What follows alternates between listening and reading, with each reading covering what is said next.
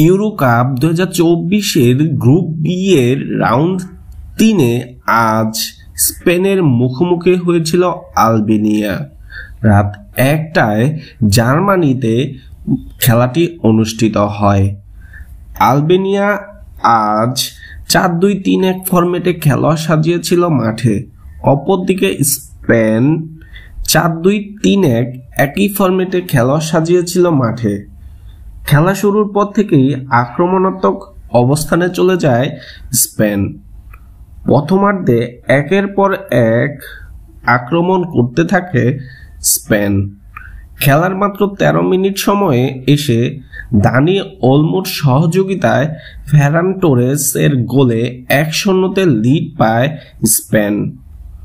গোল পরিশোধে মরিয়া হয়ে ওঠে আলবেনিয়া, কিন্তু গোল পরিশোধ করতে ব্যর্থ হচ্ছিল আলবেনিয়া।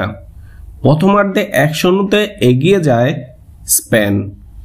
দ্বিতীয়ার্ধে বেশিরভাগ সময়ে দুই দলই খেলোয়াড় পরিবর্তন করে সময় কাটিয়ে দেয় এবং অবশেষে 1-0-তে লিড পায় স্পেন এবং জয় নিয়ে বাড়ি ফেরে স্পেন।